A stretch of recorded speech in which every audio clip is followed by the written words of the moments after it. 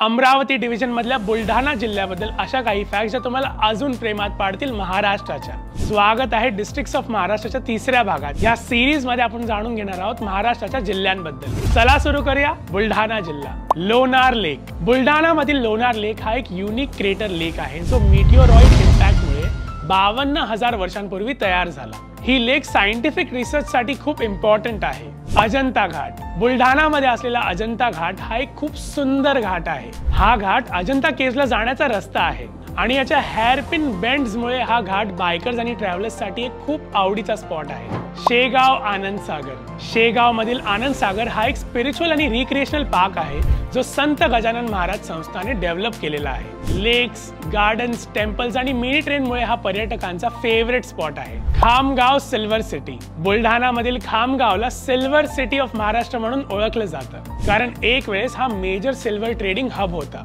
बॉलिवूडचे ऍक्टर अमिताभ बच्चन जींनी सुद्धा इकडून एक चांदीचा गणपती बनवून घेतला होता। Dnyanganga wild life sanctuary, Buldhana मध्ये असलेला ज्ञानगंगा वाईल्ड लाईफ सँक्च्युरी हा डायव्हर्स फ्लोरा आणि फौनामुळे फेमस आहे। इथं लेपर्ड्स, डिअर्स, वाईल्ड बोर्स आणि 150+ पक्षींची प्रजाती दिसू शकते। परफेक्ट स्पॉट आहे नेचर लव्हर्स आणि वाईल्ड लाईफ फोटोग्राफर्स साठी। जर तुम्ही बुलढाणा जिल्ह्यातून आहात तर आम्हाला कमेंट्स मध्ये कळवा की अजून काय स्पेशल आहे बुलढाणा जिल्ह्यामध्ये। आणि जर जाणून घ्यायचं असेल महाराष्ट्राबद्दल तर लाईक करा, कमेंट करा आणि फॉलो करायला विसरू नका। बोलतोय महाराष्ट्राला।